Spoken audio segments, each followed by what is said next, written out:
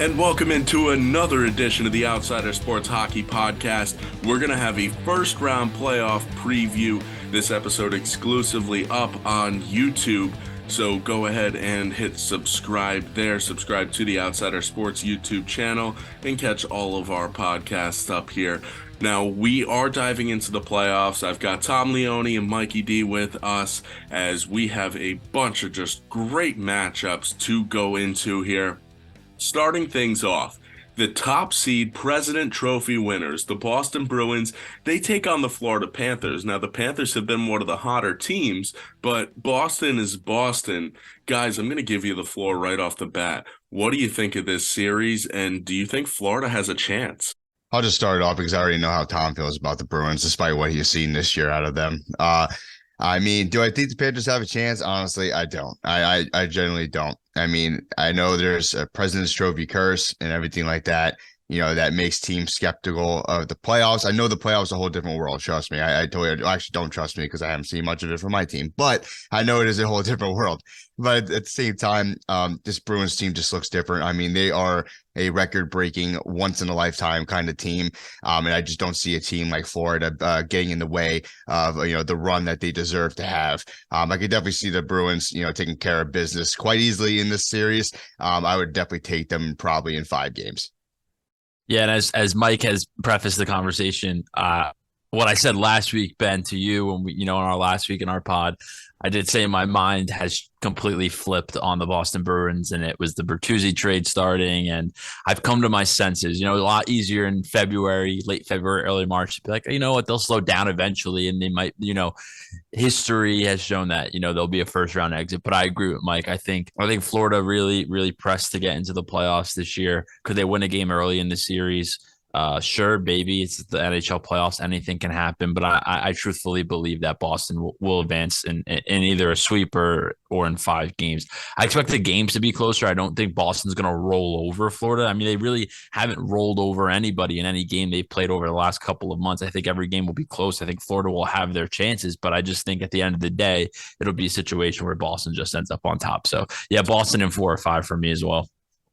Yeah, and it's actually really funny because if you go check out our picks, the playoff preview is up on outsidersports.net, so make sure you go check that out. Our picks for each series are up there. Actually, all 4 of us, including Ariana Ferris, Boston in 5. We all said Boston in 5, and while I do agree, I think the games will be close. Boston is just that much better, and when you have 2 goalies in Linus Ullmark and Jeremy Swayman, there just doesn't seem like a good path for Florida to go. Now, I know Florida had to be really good to get themselves into the playoffs just because of how far out they were. They needed to claw their way back in, and they were able to do that, so hats off to them. And they do have some firepower here. You look at Alexander Barkov, Matthew Tkachuk, Aaron Ekblad on the blue line, Sergei Bobrovsky brings some playoff experience, and guess what? He was the goalie for Columbus who did it to that record tying at the time Tampa Bay Lightning team. So Bobrovsky's been there before. He has experience, and Alex Lyon, who's been great since coming up from Charlotte, is actually the reason why the Florida Panthers have made the playoffs. He's been really good down the stretch. They've had to play for their lives to get to this point. So they're going to be playing for their lives in this series against Boston as well. And I think Florida has the star power, certainly, maybe not to match up with the entirety of this Boston group, but definitely with the top 6. And that might be enough if they can get great goaltending out of Bobrovsky and or Lyon. It really, though, does depend on what Florida team shows up in front of them and how they're able to contain Boston. Because, look, Boston's a veteran group. We know what they're going to bring. Now shifting over to the top seed in the West versus the Wild Card 2. That is the Vegas Golden Knights versus the Winnipeg Jets. Now, I think this could be one of the more intriguing series because, Vegas is the number 1 and Winnipeg seemed to just squeak in. But Winnipeg's one of those teams that has the talent up top and Mark Scheifele.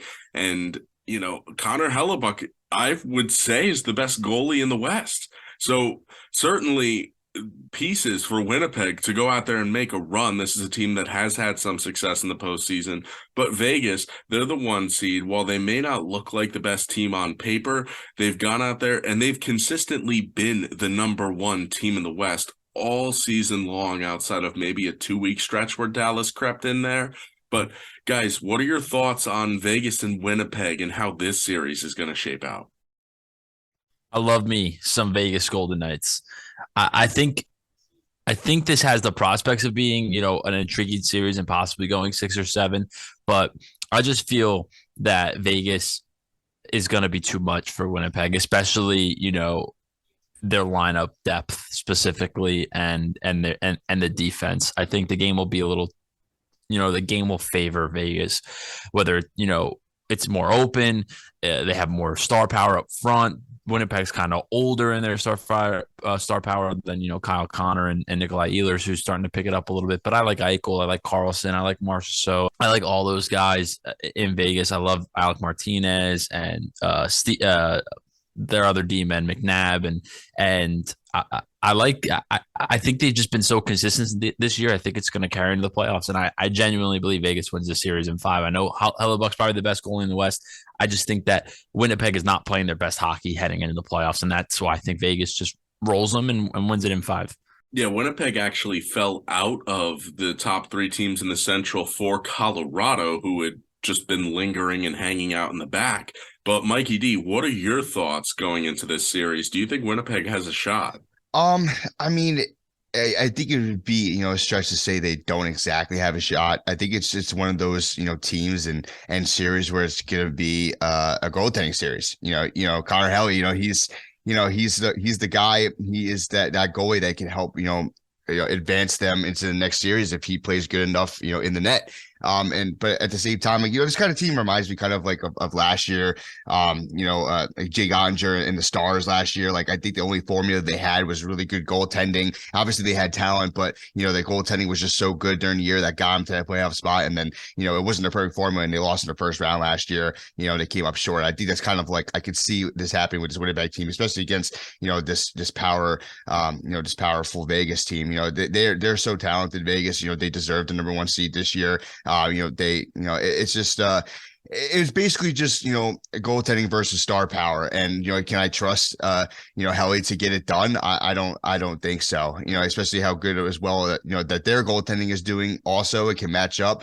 and I just think that they'll overpower them. With the more star power, despite how good Helly's been doing.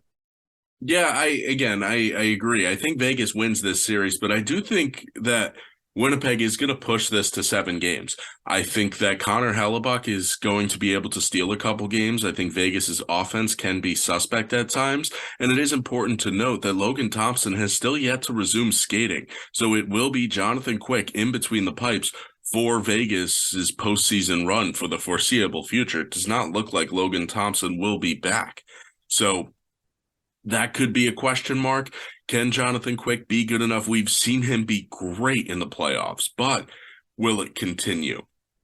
We've seen the regular season not be typical of what Quick usually does. I know he's been strong since coming over to Vegas, but that is still a question mark. And again, I do think that this Winnipeg team is built for the playoffs, kind of like what we see out of Carolina and the New York Islanders over in the East. I think that's what the Winnipeg Jets are. They are the Islanders of the West. They just bug the hell out of you. They annoy you by the fact that they make it into the playoffs year in and year out, when you could see some of these younger, flashier teams like maybe a Calgary get in.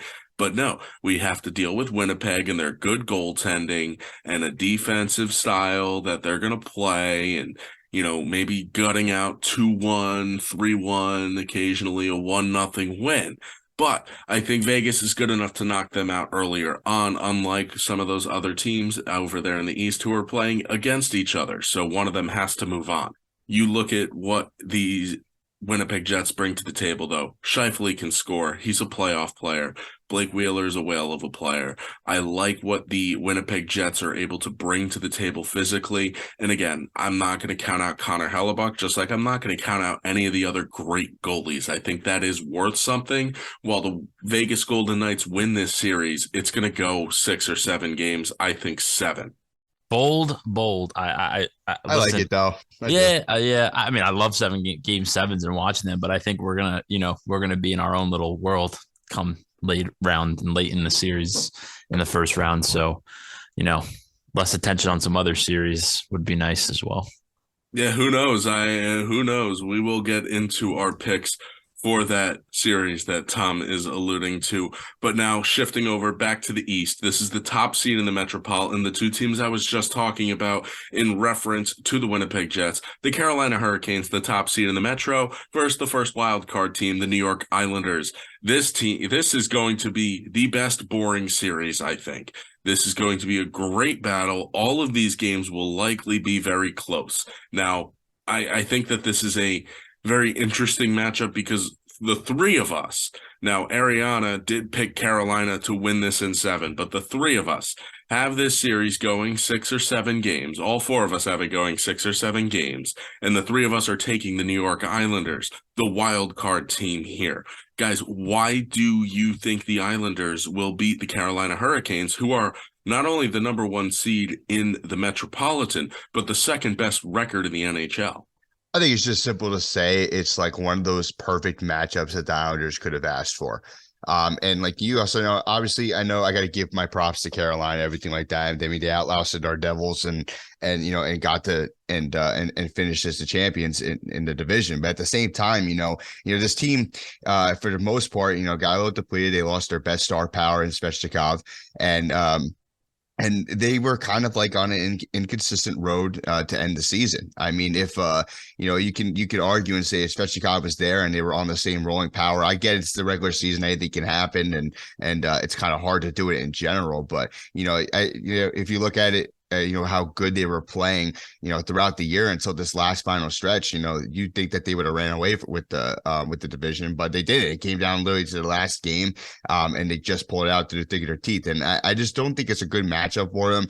And I think with the Islanders, I just think they have good veteran status. Like you said, it's going to be very boring hockey. It's going to be forecheck versus forecheck, and it's going to be good defensive play. All the games are going to be 2-1, 1-0. If it's close like that, it's what I'm going to trust is Sorokin on the Islanders. That's what I'm going to put my trust in. I know I just talked about Winnipeg and saying that a goalie can't win a series and everything like that, and I'm still sticking to that. But at the same time, the Islanders have enough talent around him, and he can also make and have great performances to help prevail them against this Carolina team. I just think it's a really bad matchup for him, and I think they can pull it out against this Carolina team that obviously is still very good, but at the same time, I just think they lost their stride a little bit. It's crazy to me to compare this Islander team, and I agree with a lot of what Mikey D said. And my main reason is Elias Sorokin, but it kind of is crazy to compare this Islander team with the Boston Bruins of last year, but that's kind of how I see it. And I kind of find Carolina in the same situation they were in last year. I think Carolina's going to struggle to win on the road in the playoffs again. And they were playing a Boston team last year that wasn't this Boston team. They kind of were inconsistent. They kind of snuck into the playoffs. They were a wild card team.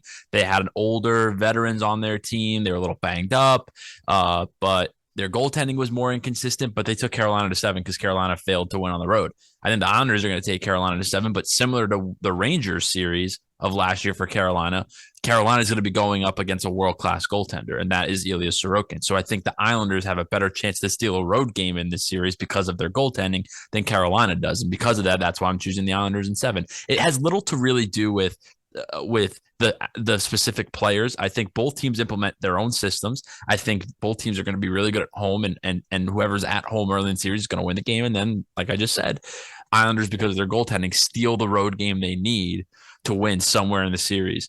And if it's game 7 in Carolina, that's where I most likely think it's going to happen. It could be other games in the series, but I'm comparing the Islanders to the Bruins team last year that took Carolina to 7 with the goaltender that the Rangers had that finally got to Carolina in Carolina to win a series against them. And that's why I have the Islanders winning in 7. Yeah, I think that the Islanders match up very well with this Carolina team, and I do want to dive into it a little bit more here because we look at Carolina and see them as the number 1 seed and think that, hey, this team has to be better than the New York Islanders, right? Well, I'm going to pull up the lines for both of these teams, and I think you guys are going to agree with me that I actually think the Islanders have the edge offensively. Stefan Nason is the second line left wing at the moment. Yeah, That's that's a scary. problem. That's a That's a big problem. problem. That's a big That's a problem. problem. Yeah. And, you look at the New York Islanders lines. Yeah, it may not look great without Barzell there, but he looks like he's going to be back maybe by game 2 or 3. But still, their second line of Brock Nelson, Kyle Palmieri, and Pierre Engvall is better than Stefan Nason, Jesperi Kotkaniemi, and Martin Necas. It just is. Third line. Jordan Stahl and Jesper Fast aren't bad, but Jordan Martinook is a fourth line grinder who's being asked to produce offensively. The third line for the Islanders is JG Pageau, Hudson Fashing, and Zach Parise. Parise, another 20-goal season for him, and Hudson Fashing has fit in very, very nicely after coming up from Bridgeport. And then, of course, you have the MC squared line in Martin Cizikas Clutterbuck. So the Islanders lineup, I think their 12 forwards are better than the 12 forwards that Carolina's putting out there. I just don't love it. Defensively, yeah, Brent Burns can move the puck, but he's not great defensively. And it is very easy to overlook Frederick Anderson and Antti Raanta in net. They both are not great options, and I don't really trust either of them, especially don't trust either of them more than Ilya Sorokin or even Semyon Varlamov if Varlamov does end up needing to come into the games. So definitely, I think that the Islanders not only match up well with Carolina, but with the injuries to Carolina, the Islanders have turned into a better team. I don't think there's a team that's a better example than coaching matters than the Carolina Hurricanes. I know they've dealt with injuries, but I think they are a borderline wildcard team or are a wildcard team if it wasn't for Rod Brind'Amour and the system that he has that team play. It's enough to just win games consistently. They never go on long losing streaks. They're able to go on longer winning streaks because they have just enough scoring with the system, especially if they get a couple games at home. Rod Brind'Amour should be coach of the year this year because I think that might come out in the playoffs. Like if they lose to the Islanders, I think it's a testament that Carolina shouldn't have been where they were in the standings, but because of their coaching and because of, they were healthy in the beginning of the season and they won enough games to prevent them from falling out of first place when they had a lackluster finish. It's a testament to coaching in my mind. I certainly agree. I think that's the only area where Carolina has a clear-cut edge, because I actually think that if you take the best player for each of these teams, and that would be Sebastian Aho versus Bo Horvat, I think it's a wash. I don't think that Carolina has an edge there. I think it's just coaching. That's the only spot where they have an edge, and that's because we haven't seen what Lane Lambert can do in the playoffs. Everyone was praising him as Trotz's assistant, as he was the heir to this franchise, and they knew he was going to end up with the job. That's why they moved on from Trotz, because they didn't want to lose Lane Lambert. Now, obviously Trotz moved on to bigger and better roles, but you look at what the Islanders are going to do in this series. I will tell you right now, the Carolina Hurricanes will not win a game on Long Island.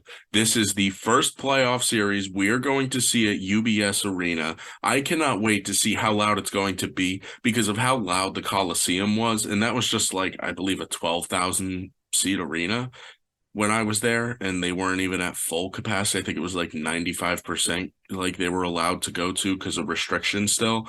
So I can't wait to see what kind of atmosphere UBS Arena has for this playoff series come game 3. Who knows? Maybe I'll try to sneak into game 4. But for this Islander team, I just think that they're not going to lose at home. They're going to be able to steal a game on the road, maybe even both the games 1 and 2 with Ilya Sorokin in between the pipes. We know he can go out there and show out in big spots, and he's gone out there and done it in the playoffs before against better offensive teams than this Carolina one.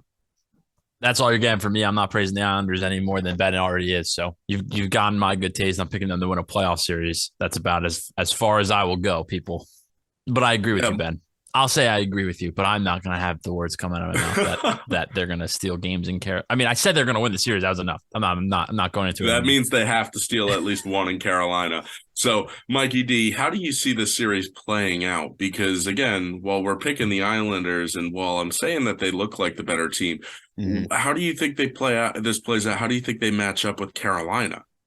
Like I said before, I just think that it's going to be, a high force defensive, boring series that's entertaining at the same time. I don't even know how to define it. Like it's going to be boring, but it's going to be great at the same time. And I think this is a series that's going to go 6, it's going to go 7. And Tom said it best earlier before, and we've talked about a lot off the pod. I think it's Carolina has a knack at just like, when it comes to road playoff hockey, they're just not the same team. And I kind of believe that. I think that stretch from last year is going to come into this year. And I just don't think that they're going to show up, especially, at a home game in in the island for the Islanders. I just think that I think they're not going to show up. I think they're going to be the same as last year when it comes to, not performing to their high ability on the road and dealing with that atmosphere. So I just think that it's going to be whoever's home is going to win the game. And then I just think that the Hurricanes are going to lose gas at the end, and I think they potentially lose a game 7, and that's why I think I told you that I believe this is going to go 7, and I truly do believe that. Now I'm going to change it if I didn't tell you that already. I think the Islanders are going to win this game in 7. They'll find a way to steal the one on the road, and it's going to be the last game in the series to do it. Yeah, you did have Islanders in 7, I believe, Mike. So no harm, no foul there. Let's shift over back out west. The Central's top seed in the Colorado Avalanche taking on the number 1 wild card, the Seattle Kraken. Great bounce back year for Seattle. They were able to have that turnaround, and it's the biggest turnaround for any team in their second season. What are your guys' thoughts on Seattle before we really dive into this matchup? Because they are a team we haven't talked too much about in the pod since they've just been hanging around in the bubble. I think they showed something this year. I think they were finally able to gel as a group. Last year, you saw it, right? They were able to score. They couldn't stop the puck at all. Their defense was atrocious, and I think they didn't enter the league in as prosperous of an expansion draft as the Vegas Golden Knights. They put together a team of second and third liners, mismatched around, got Matty Beniers in his first full year in the NHL, and guys like McCann stepped it up, and Eberle and Jaden Schwartz and all that kind of stuff. They're like a pesky team. I think they could steal a game or two from Colorado, because I don't like Colorado on the pipes, but just speaking specifically to Seattle, they have played a tighter defensive game this year, which has allowed them to make the playoffs and make the big bounce back. They're not just a free-flowing, fast-paced offensive team, and they have some developing stars that are taking on this expanded role to what they used to be before they were taken by Seattle in the expansion draft, and are flourishing, and they're in the playoffs now, and it's a great first step, and they'll probably be out in the first round and then on to next year and keep building. But it definitely getting into the playoffs, getting their fan base engaged. Stanley Cup playoffs always adds a special element for the fans. Now Seattle's gotten that for them. They'll be more invested when the team comes back next year, especially, if they want to strike on iron while iron's hot and add some more players. I like Seattle as an organization and the path they're heading. The expansion draft definitely favors expansion teams, being good right off the bat. And unlike Vegas, who made the Stanley Cup in their first season, Seattle in their second season makes the playoffs, and it should be interesting. Yeah, I think Seattle is definitely a strong club. I think they're deep, but they're not very top heavy. Matty Beniers has turned into a really nice player and a nice complementing player with Jordan Eberle. I think Jared McCann is solid. It's a strong top line. They're definitely not going to give up too many chances, but they're also not going to blow you away. The second line, same thing. Jaden Schwartz can go and put points up on the board. Same thing with Alexander Wenberg. Morgan Geeky's all right. He's turned into a nice player. Yanni Gourde is definitely a great guy to have on the third line, and I'm excited to see him back in the playoffs because he was something special with Tampa Bay. He plays with Oliver Bjorkstrand and Eli Tolvanen. Those are guys who are going to draw minutes against the bottom 6, so they're the group to look out for, in my opinion, for the Seattle Kraken team. They'll get the bottom guys in there for Colorado, maybe catch the top guys tired. And then Brandon Tanev is just pesky, great fourth-line player. Between the pipes is the question mark for Seattle. Philip Grubauer, Joey Decord, Martin Jones, and Chris Drieger, whatever combination they go with of those four. I know Drieger's on IR. I don't think he's coming back. I know Jones is dealing with a minor injury right now, but Philip Grubauer and Joey Daccord were two guys who were signed with this team coming in as an expansion team and expected to be the guys. So let's just assume it's those two. Grubauer, it's been hit or miss. I really don't think he was worth the money he signed for to begin with. But Mikey D, down to you. What are your thoughts on Seattle and how they've been able to turn things around this year? Yeah, no doubt. Tom said a lot of good things, about them too. And, I couldn't agree more. And, the whole expansion and everything like that seems to favor these new teams and everything like that. And just in general, I think in the West now, I just think there's a lot of dark horses in Seattle, making their first ever playoff appearance.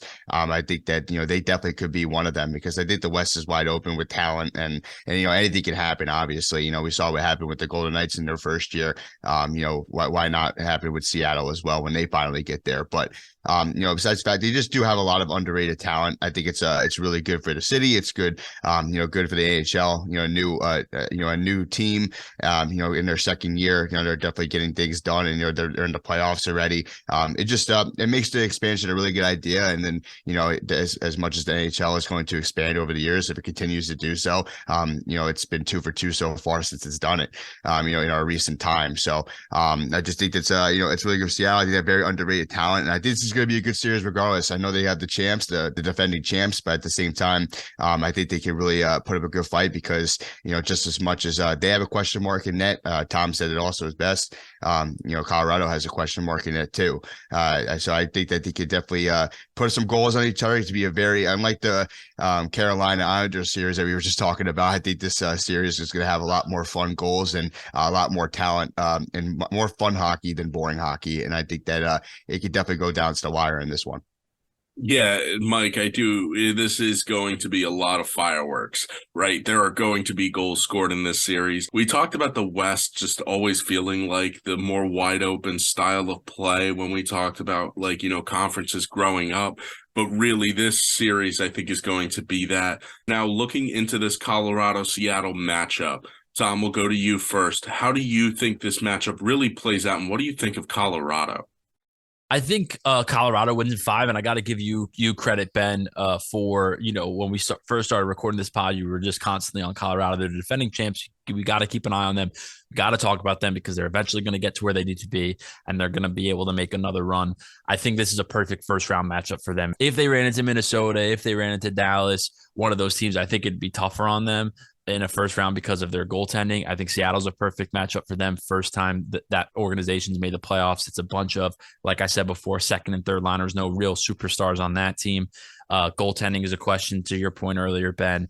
Perfect matchup in a first round for a defending champion who has dealt with injuries all year, who has been a little bit inconsistent, and who has inconsistent goaltending. This is a series that can give their goaltending confidence going into the later rounds. I said what I think happens to them in the second round in last week's pod, if you were listening. This week's pod, though, strictly on the first round, Colorado gets it done. Yeah, Mike, over to you. How do you think Colorado does? And what are your thoughts on the Avalanche and the defending champs? Yeah, for sure. I mean, obviously, like I said before, when I was speaking about them, I just think that, I think this series is going to be a bunch of fireworks, as you said, it's going to be a lot of offensive high power and it depends, what team is really on the spot that night in each of their games. I just think that, I do think Colorado gets it done. They're the defending champs. They have the talent. They're more talented than Seattle, obviously. And I just think they have the more offensive high power. But like I said before, the goaltending matchup, it's up in the air. Like they both have question marks in net. And I agree with you, Ben, that I think that Seattle has the edge in net to an extent. So I think that could play out, and this series is going to be a lot closer than you think. I don't think it'll go 5. I mean, at most, I think it will go 6, which is obviously not much crazier than 5. But I think Colorado gets it done in 6, and I think all the games are going to be close, but yet high scoring. So, but I'm going to give Colorado the edge here. They're clearly the better team, the more experienced team. They want to go get another one. So yeah, give me Colorado in 6. Really, this series I think is going to be that. Seattle actually will have the edge in goal, believe it or not, just because Colorado's goaltending is their weakness. It is such a flaw, and I think it will be their downfall and the reason why they won't be able to repeat. Now, I don't think it keeps them from winning this series, but it's going to make them play a couple of extra games. It might be the reason why they're bounced in round two. I think they get by the Seattle team in 6 games. I think the Kraken are going to be excited. They'll win at least one of the games at home. And who knows, maybe they can steal a game over in the Mile High City as well. Now, let's shift over to the next series. We're going to head back east, and we're going to talk Tampa. We're going to talk Toronto. The Toronto Maple Leafs as the 2 seed in the home team in the Atlantic Division, and the Lightning as the 3 seed. And really, this is such a great matchup between 2 really, really fantastic organizations and clubs and talented teams. You have the 3-time defending reigning conference champions whose dynasty appears to be ending in the Lightning. And then you have one of the most talented teams in the league, arguably the most talented team in the league in Toronto, who just hasn't been able to escape the first round since 2004, and they're fighting those demons. What do you guys think of this matchup? And really, what is the most exciting storyline behind this matchup? I mean, I know that just last year, these 2 teams faced off, and, the curse continued with Toronto. I think it's obviously, the most obvious storyline in this series is, is Toronto ever going to do it? Are they going to get, it's not even, let's not even talk about a championship yet. Are they just going to win a playoff series? Are they going to just take the next step? That's obviously the storyline when it comes to Toronto. And it just seems like they just have to eventually, right? Especially this is the year that they think they could get it done because of all the talent that they have, and they're playing this Lightning team that that got the edge on them last year, but at the same time, it's a different year. Toronto is clearly the better team this year. Like, they should get the edge on them. Besides that, the storyline when it comes to Tampa Bay is that are they going to keep this dynasty going? Obviously these are the guys that we've had to deal with for year in and year out for the past 5 to 6 years, and they never seem to go away. They're like that freaking bug on the wall. You just can't squash it. You can't find it. You can't get it. That is literally Tampa Bay, and they always find a way to become relevant. Like, will they continue to do so and run the East? That's the storyline for them. So I just got to say, first off, I think it's a shame. I know we didn't get in the series yet. I think it's a shame that they have this series and then obviously the Devils and Rangers series on at the same time on Tuesday. I think that is an absolute shame and an absolute miss by the networks, because why the hell would you do that? 2 of the most interesting series that are happening on Tuesday. You should not have them on at the same time. But otherwise, it's going to be exciting. It's going to be fireworks. I think, last year was an awesome series. This series is going to be just as good, if not better. But just going to give my opinion. I think Toronto finally gets it done. I think they win a playoff series. I think they get past this Tampa team that they are clearly better than. It's time to finally see some history when it comes to Toronto. Not only is Toronto and the Rangers on the same time, the Knicks are playing at the same time. So I got to watch the Rangers and Devils. I got to check in on Toronto and Tampa Bay because that's just going to be an epic series. And I got to watch my Knicks in game 2. Just an absolute nightmare scheduling wise. It just makes absolutely no sense. But Toronto is finally going to get past Tampa Bay. It's the perfect matchup for them. You might not think it's the perfect matchup for them because of history, but you know what? History is history for a reason. Okay, what happened last year? Sure, it might be in the heads, but once puck drops, it's over. And this Toronto team is better than Tampa Bay. Tampa Bay is going to win a few games in the series because that's what great teams do. I mean, even you can look at any dynasty and any team that's kind of rolled in the playoffs year after year after year. When they start hitting their tail end, they still win a couple games. They usually go out into game 7. Something happens along those lines where it's like, okay, are they done? Are they not done? Let's wait and see. And then sometimes they resurface. Boston's a great example. Again, you could always relate things to the Boston Bruins lately in the NHL, but I think Toronto just stronger, deeper, faster. I really like their D-core this year. They're able to stop the puck from going into the back of the net, which has eluded them over the last couple of years. I know a lot of people aren't as high on Toronto's defense as I am, but I just think that's the case. And I said it in last week's pod. A playoff series typically emulates it's a mini season, and typically how teams are in the regular season is how they will play in a playoff series. And Toronto's been a more consistent team than Tampa Bay, and that gets it done for them. Toronto in 7, Toronto in 6 or 7. I'll even go as far that I could see Toronto winning in 6, depending on how the beginning of the series goes. and they're finally going to exercise these demons. And I would not want to play a Toronto team in the second round after they finally break the curse of the first round, because really, after that, it all becomes house money, right? Because everybody would be content with them winning a first round series. Everyone would be like, all right, well, let's see what they can do in the second round. I don't think expectations will immediately shift to they need to win a cup now. I think it'll go, well, we haven't been here in so long. I don't even know what to feel like. And I think that's like playing with house money. And I never want to play that talented of a team thinking they're playing for nothing, because that would be scary. Yeah, I agree. And I do agree that I think Toronto's the better team, and they're definitely the team that should be favored heading into this matchup because of how much talent they really have. I agree. I think that Toronto wins this, and I think they win it in 6. I think they're going to find a way to steal that game on the road in game 6. Now we get out to the West for the Pacific number 2 versus the Pacific number 3. That's the Edmonton Oilers and the Los Angeles Kings, with the Oilers getting home ice. Guys, the last 8 weeks of the season, it seemed like the Kings were maybe even going to push Vegas for the top spot in the West. They end up dropping down to the 3, and really it's just because of how good Connor McDavid has been. In the playoff preview I wrote Connor McDavid. That's all there has to be said.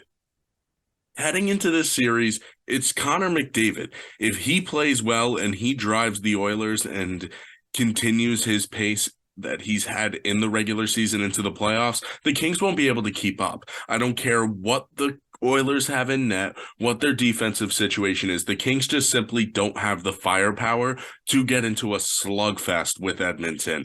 Guys, what are your thoughts on this series, and how excited are you to see Connor McDavid back in the playoffs, and not just in the playoffs, but with legit expectations after this incredible season?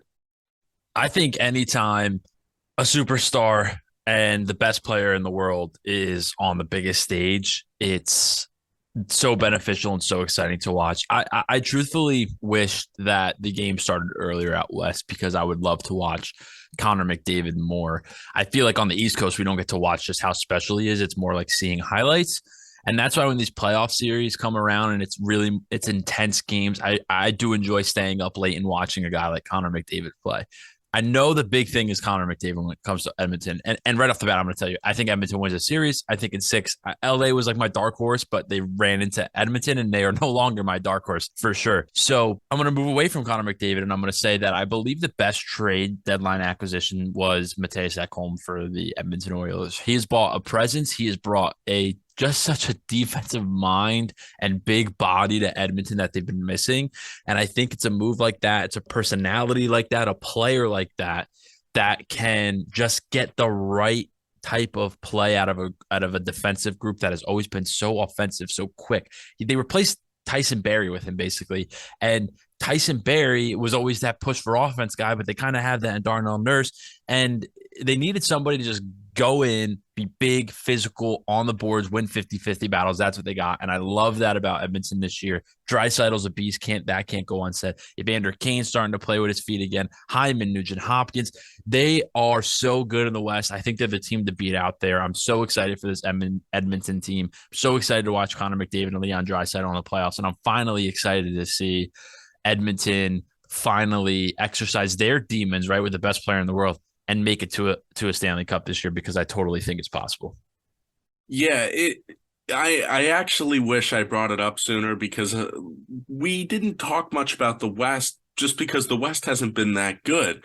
And yeah, Edmonton has been a playoff team all year, but they didn't really stand out. But I wanted to say, look, with what McDavid's doing, they have to be considered a contender, right? Well, McDavid has taken it up even higher, willed his team into the playoffs by going on this ridiculous run to end the season, not only getting them into the playoffs, but getting them home ice for a first series and eventually pushing the Golden Knights for the best record in the Western Conference. This Edmonton team is loaded. They are incredibly good, and I do agree. I think they have to be the team to beat, despite Colorado being the defending champs. I know Edmonton's goaltending isn't much better, but it is better. And the bottom line is Connor McDavid and Leon Draisaitl are better than Nathan McKinnon and Mikko Rantanen. As good as those two guys are, McDavid and Draisaitl are the two best players in the world right now, it would seem. And that's what they go out there and do for this Edmonton team. Now, it isn't fair, though, to just discount this Los Angeles Kings team and everything that they have done. Because, yeah, Phoenix Copley has been solid in goal. Korpisalo's been okay since coming over in the deal. But the Kings are still a really talented team. But the bottom line is, even if they weren't going into this Edmonton team, it still feels like they're a year early, right? They definitely feel early, but they feel early with old enough and experienced talent where they can make a run. It's very confusing. It's a very, very hard team to read, and their matchup in the first round will tell us a lot. But we can't write off LA and what they've done. And I like the Kings. In last week's pod, I said they were a dark horse to me. Because they have 16 game players. I hate the term because it derives from the Ranger team last year, right? 16 game players, Hedel, Kako, and Lafreniere. But guys that are just playoff proven and guys that I feel like will step up in the playoffs. Kevin Fiala, Adrian Kempe, Anze Kopitar, the biggest name, right? Drew Doughty. These guys are true and tested, and they can't be counted out because Edmonton's also kind of like a Toronto, except they win playoff series, but they're known to just play in these high scoring and playoff games that they forget how to win. So LA is LA. They have that pedigree. It's like when Chicago's in the playoffs. It's like when the Rangers are in the playoffs. It's like when the Detroit Red Wings get back in the playoffs. They have a pedigree of the organization that they've built, and any series they're in, they can win. Yeah, I totally agree too. And I just, and it's funny because, I think Ben mentioned it before. Actually, no, he didn't mention it before. We talked off air, but I'm the one who picked the Kings to actually win the series. And I probably sound nuts, but, like I said, there is always a dark horse in the playoffs. And I think that the Kings are that team. I know they had a slow, end of the year and everything like that. But, this team is very talented and I think they can get it done. And I think, Ben, correct me if I'm wrong. I think Adriana agreed with me too. I think she had the Kings winning it all in her playoff pool or something like that. But yeah, this Kings team is very, underrated. And I get it. Edmonton is, they are a wagon. They have all the talent. They have a lot to go against. And for a first round, matchup, this could take a lot out of them if they somehow come out of it on top. But at the same time, I think they have what it takes to handle them. I think, it comes down to two big things for me for LA Kings in this series. And I think obviously it's a discipline kind of thing, discipline thing. It means stay out of the penalty box. They had a big issue with that in the regular season. And if you give Edmonton a chance on this power play, that was number one all year. And obviously with the talent they have, and McDavid, Draisaitl, and Nugent Hopkins and Hyman, and you can't limit yourselves against them and have less men against them. First of all, so that's the one thing for me is they got to stay out of that penalty box. Another thing too, I think it's the deep pairing. I think it's Mike Anderson, who they got this year, and a Drew Doughty, who they just got this year too. I just think that they both are the perfect deep pairing to possibly stop Connor McDavid and Draisaitl and slow them down. They've been very good together this year. And I think that they are just, the powerful duo that could do it defensively for the LA Kings and possibly slow down this high powered offense that the Oilers have, all series long. They have the ability to do it. And I just think that, the goaltending is pretty good too. So I think that they definitely have a chance in this series. I know Edmonton seems like the favorite, as they respectively should be. It's very exciting to see what they're doing. But at the same time, the LA Kings are that dark horse. And I think that, the Edmonton should not look down to them at all, because I think they can compete and I think they can win the series. Yeah, I do think that this Kings team can win, especially if Edmonton lays an egg, but that's really what feels like it needs to happen. It feels like Edmonton needs to just not perform well. Tom, you have Edmonton in 6. Ariana and I both have Edmonton in 5. Mikey, do you have the Kings in 6? And while that's not out of the realm of possibility, in reality, as long as the Kings are able to steal one of games 1, 2, or 5 and then take care of business at home, then game 6 is 100% a reality for them. And it's not like Edmonton's a stalwart at home. It's just they just feel like the better team. Now, we are going to get into the matchup that if you're listening to this pod and you've been listening you know that this is the matchup we are most excited for. The Hudson River rivalry is back in the postseason. The New Jersey Devils, the 2 seed out of the Metro, the third best record in the National Hockey League, taking on the New York Rangers, the 3 seed in the Metro. Probably the most exciting matchup in the playoffs, whether you're a fan of these two teams or not. This is just a great matchup. Two of the best teams in all of hockey. We're going to get to see iron sharpen iron right away. Guys, we're going to give you the floor right away. What are your thoughts going into this big series? Oh, Tom Leone. I gotta let Mike D Oh, go first I guess because I go think ahead. Mikey D's gonna be so pessimistic that it's gonna make me No. think the Rangers are gonna win this series, even though I don't think it's gonna happen. Listen, all I gotta say, honestly, I do want to go on and talk about it, and I really do, and I have 1,000 reasons why the Devils could win the series, and I also have 1,000 reasons why the Rangers can win the series, right? And that's what's the great thing about this, as much as Tom knows it best, especially because I'm always on his back about it.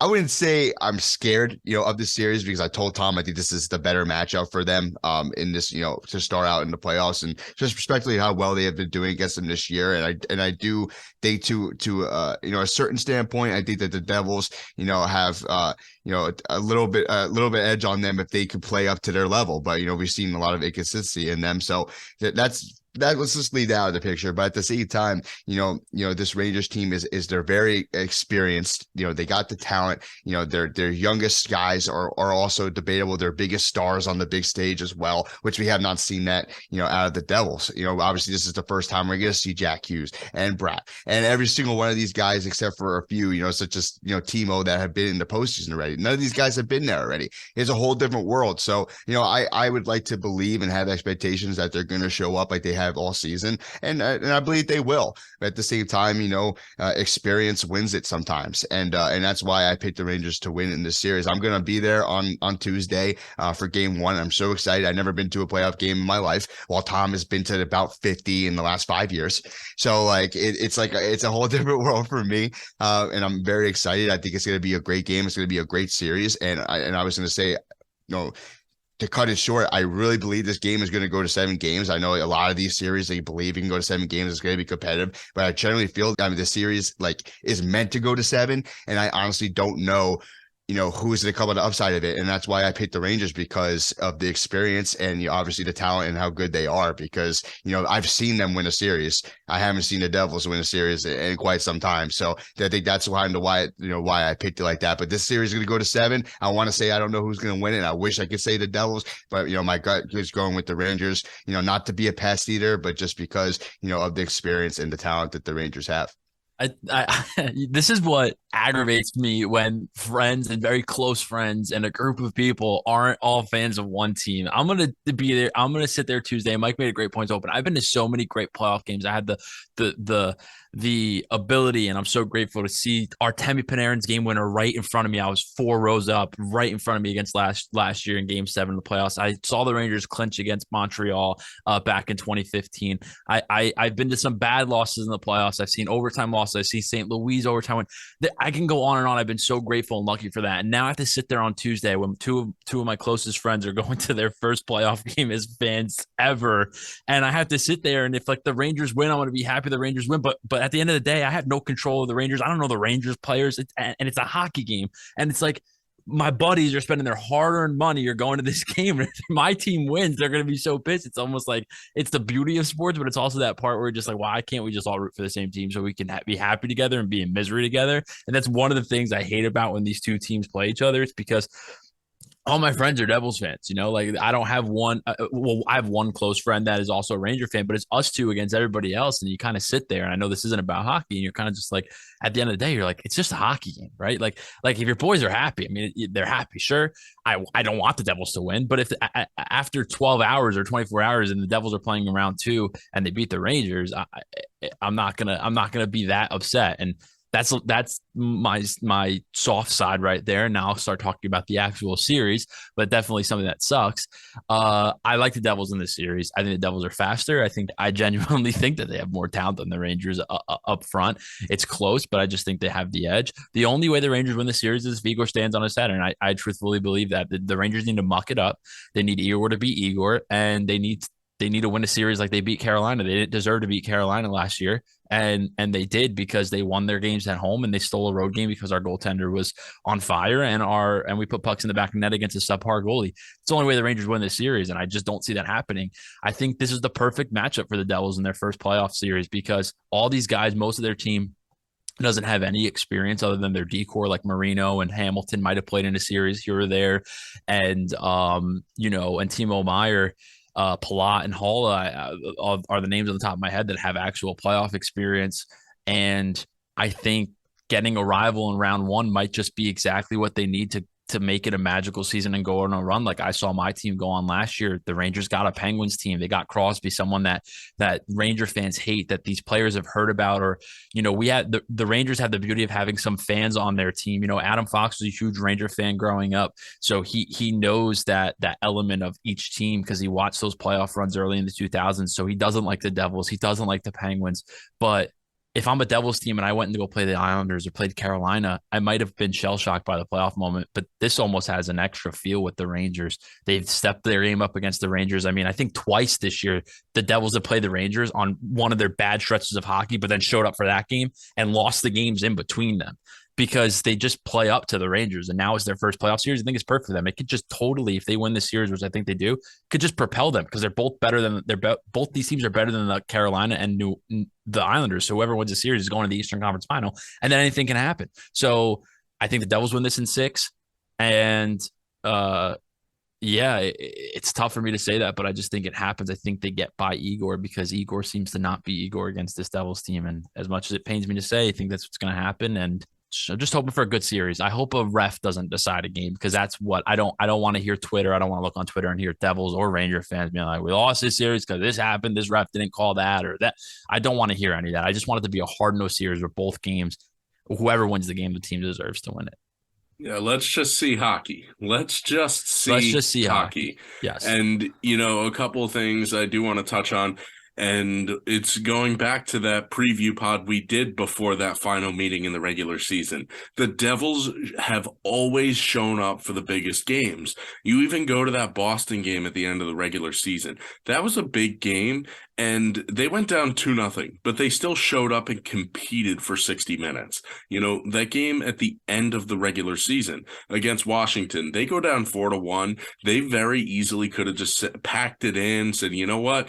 We're the 2 seed. We're okay. Carolina was probably going to go win anyway, which they did, but they didn't. They fought back, put the game into overtime at 4-4, and then Luke Hughes gets the game winner. So this is a team that shows up in the big moments, and they can't ever be counted out with how fast they are, how quick they can strike, and the way they can get behind you.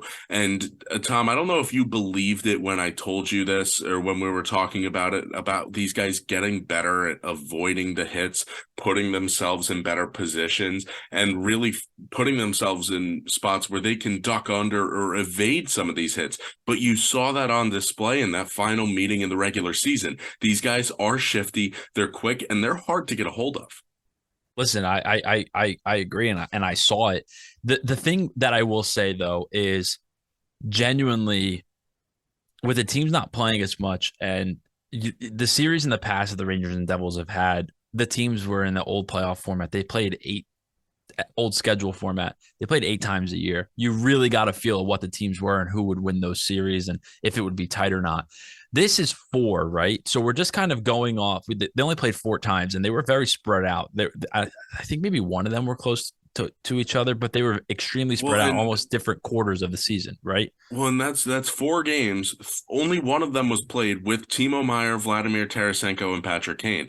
These are 2 completely different teams. Yeah, exactly. And all the things that people say about the Devils and things that I truly believe and why I think they win this series, there are some unknowns about the Rangers and how, they'll play consistently against the Devils on every other night. There is something to say about when it's that spread out. The Rangers didn't necessarily play their best game against the Devils when they lost last 2-1, and it took a Ryan Graves stick at the end of the game to prevent that game from another game going to overtime with the two teams. So I think that gives some insight, but there's something about the acumen that the Rangers have on their roster that the Devils don't, that could play into this. I don't typically believe in that, but guys like Patrick Kane and Vladimir Tarasenko and Panarin is just totally, since they've gotten Kane and Tarasenko, has taken it to another level. Panarin is on a Jack Hughes level. He's on a Pastrnak level. He's on a complete. He is a game changing player. Artemi Panarin, and he could take over a series. That can't be unsaid. The Rangers have their lines. And, I think a big key, the Devils' fourth line controlled the Rangers' fourth line, but the Rangers are the Rangers. They are who they are. And if they won this series, it wouldn't surprise anybody. It's not like there's some big underdog. But, if the Devils just play like they did in the regular season, they'll outlast the Rangers in a 7-game series. Well, that's a couple of points you brought up, Tom. And the fourth lines, we've been talking about that matchup being just a good one. It's going to be fourth line on fourth line just because, you're going to want to see Nico Hischier and Zibanejad trying to neutralize the other top offensive lines. Let the fourth liners grind it out against each other. We'll see how that shifts as the series goes on. And these coaches try to play into more favorable matchups. But the big question to look at is, can the Devils' speed wear down the Rangers, or can the Rangers' physicality slow down the Devils' speed over the course of 7 games? And that's going to dictate how the series plays out. I think it's a lot easier for a team to slow down due to physicality than for a team like the Rangers to not be able to slow the Devils down and keep them up. So the longer the series goes, the more in favor I think it shifts over to the Rangers. I think the Devils need to try to strike quick and strike early. Now, they have the capability to do that. When you look at a team like the Devils, I mentioned with the Oilers, Connor McDavid. With the Devils, it's really Jack Hughes. Jack Hughes has been such a driving force, ending up with 99 points, most in franchise history, and a caliber player that the New Jersey Devils have never had. It's really exciting to see, especially his younger brother Luke joining the squad and being a part of the group and scoring his first goal in overtime with Jack getting the primary on it. It's awesome to see. Now, don't expect Luke Hughes early on in the series. If the Devils are struggling, maybe Luke will draw in if Kevin Ball isn't playing well, but I don't see any of the other 5 getting bumped out for him right now. I think Kevin Ball has had a great season, and that's why he will draw in the lineup. He's bigger, he's physical, he can bring what the Devils need. They don't necessarily need another puck-moving defenseman on the back end for this series. But when you look at Jack Hughes, you look at Jesper Bratt, you look at Timo Meier, Dawson Mercer, Nico Hischier, Tomas Tatar, this is a very, very deep group. And then you add in Andre Palat, the ultimate playoff performer from those Tampa Bay teams. This is a special group that's capable of a lot of things. But what do they get between the pipes in Vitek Vanacek? Yeah, I'll tell you, and then I'll let Mike D answer your question because I'm sure he has a hotter take on VTech and what he believes on that. But I'll tell you the 3 ways the Rangers win this series. Igor plays like Igor, and their special teams wins, and their third line, their kid line goes. I told you guys this before that matchup. The Devils neutralize the kid line. That's why the Rangers couldn't drive any offense. If the Rangers' third line flows and plays as dominant as they're capable of being, their special teams and Igor, the Rangers will win this series. And if all 3 click early in the series, it could be a quick, because that's how good the Rangers can be. The Rangers are so good they can knock the Devils out in 5. The Rangers are so inconsistent and bad that they can get knocked out in 5. That's the beauty of the series. We all think it's going to go 7, but if these teams click and just cannot roll, the series could be over early because both of our teams are capable of doing that.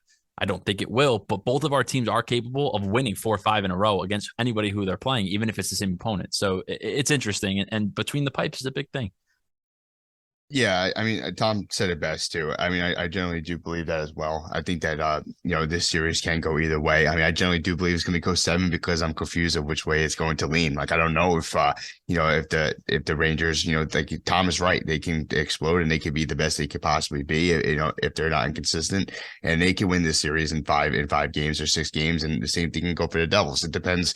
It depends on the flow and how it goes. But to answer your question, Ben, in regards to VTech and everything. I mean, I think I have had some, issues in trust and believing, that he could be that number one guy and make the plays for us. But, in the two of the biggest recent games that the Devils have had to end the year, the Carolina game at home and obviously the Rangers game at home, he did show up and he proved that, he is the goalie that he's going to be number one.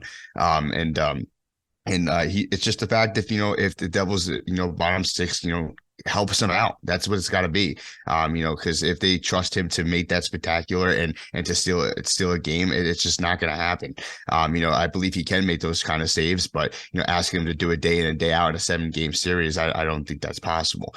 I believe that VTech is going to show up. I think that he's done it in the big games that we saw recently. It's just he can't think about the other goalie on the other side, and that's Igor, who can easily do that for the Rangers in the side of things. If Igor is going to be Igor, it's going to be a tough game. We saw in the last matchup these two had, Igor, prevented that game from being, a blowout kind of early. And that's what the capability is. And then the game slowed down and the Rangers, got a lot of momentum and the game was a lot closer than it seemed before. And that's what Igor can do. VTech, can't do that kind of thing. The team has to work around him and work for him.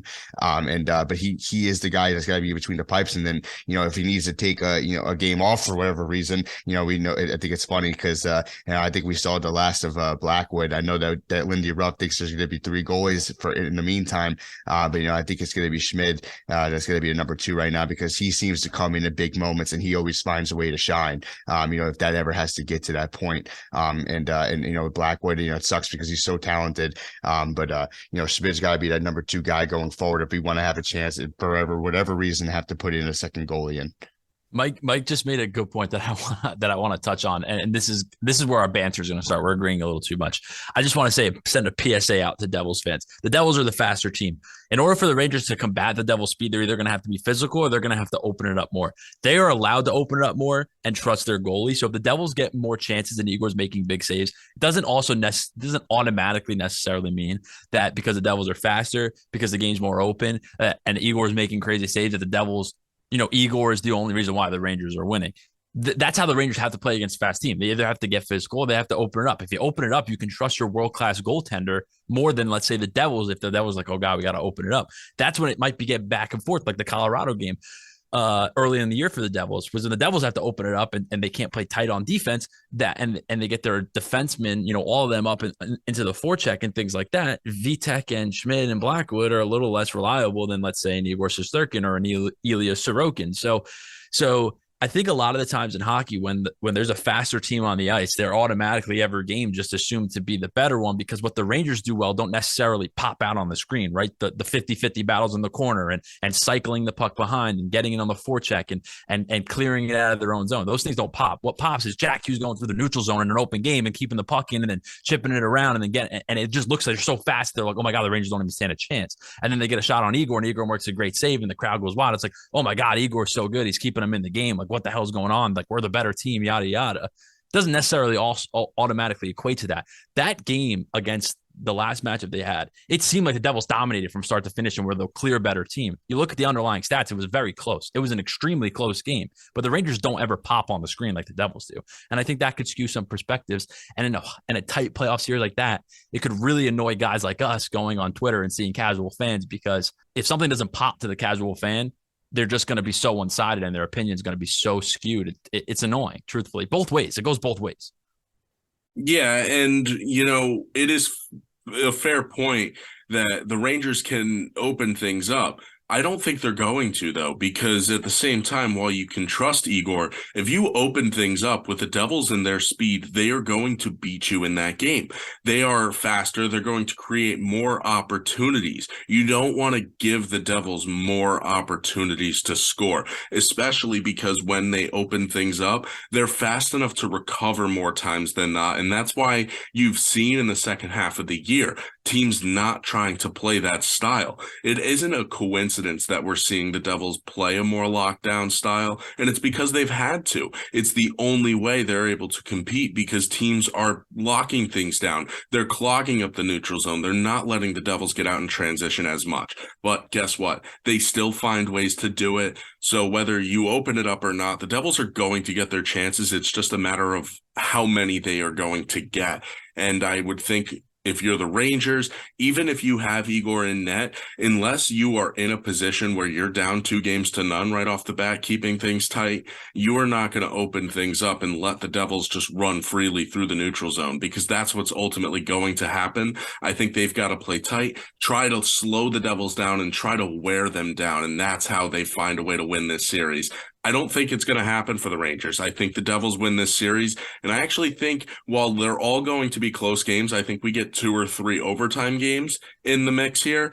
I think it's going to be the Devils in 5. I think that they're just the better team. And while the Rangers are really good as well, I think the Devils do match up well with the Rangers. And they're just going to be able to strike early, strike often, and put the Rangers away, hopefully. Hey, the only good thing out of your prediction is that I get a new coach, which is exactly what will happen. And listen, no matter how the series goes on, these teams are going to be playing a lot more in the near future, because it might seem like the Rangers are old and their experience is old, and they have all they're young. They're a young team. They're going to be here for a while.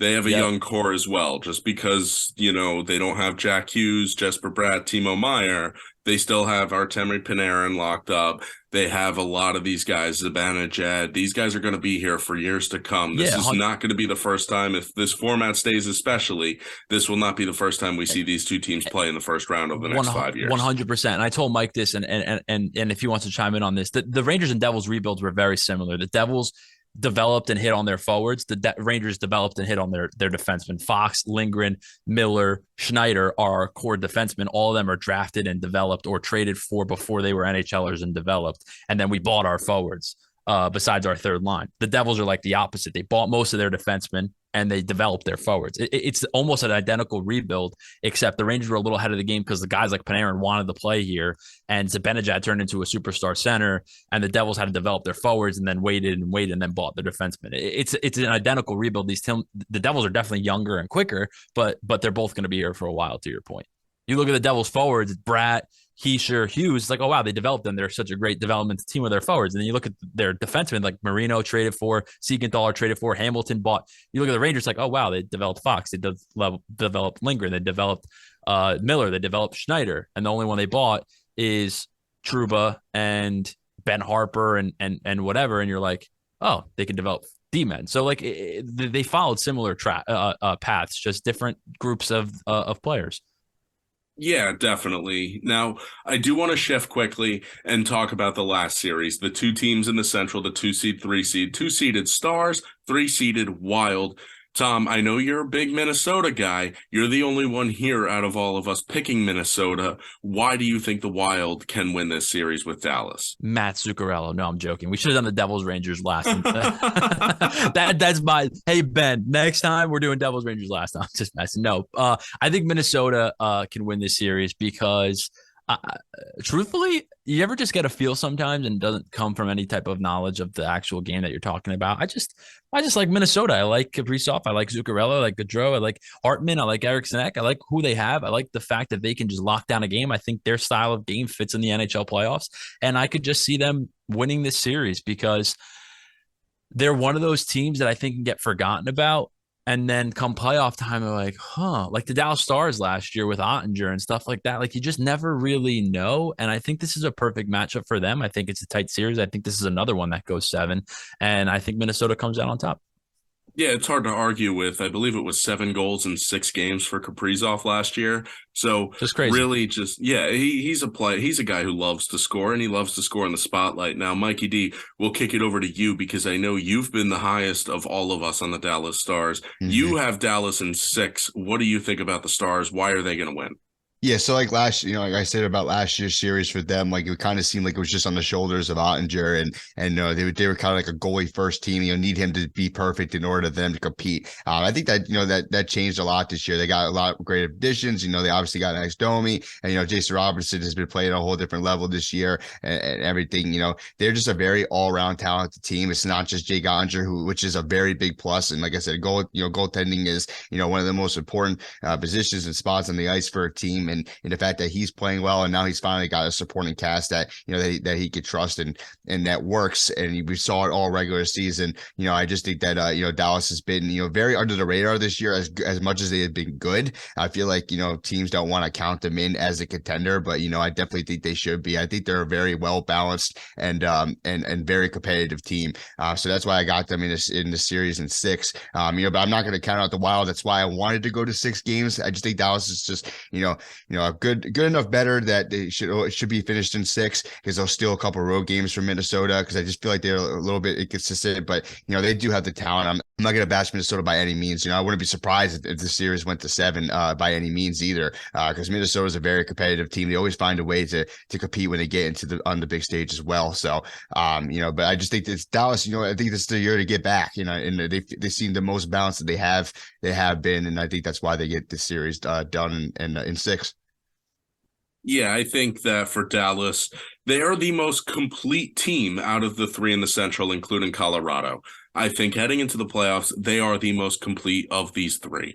They have the goalie, they have the defenseman, they have the offense, they have tons of talent at the forward position, and not to mention the fact that if you're going to win with Peter DeBoer as your head coach, it's going to be in the first year. So, hey, why not roll the dice, right? Take the Dallas Stars. I know that Mikey D and I both have the Stars in 6. Now, that's going to do it for this playoff preview for round number 1. We'll have the regular podcast coming out on YouTube and Spotify on our normal day, Thursday this week. So stay tuned. We'll have tons of playoff coverage here on Outsider Sports. Make sure you check us out at outsidersports.net.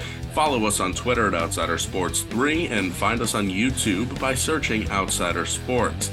Until Thursday's show, have a good week and enjoy some playoff hockey.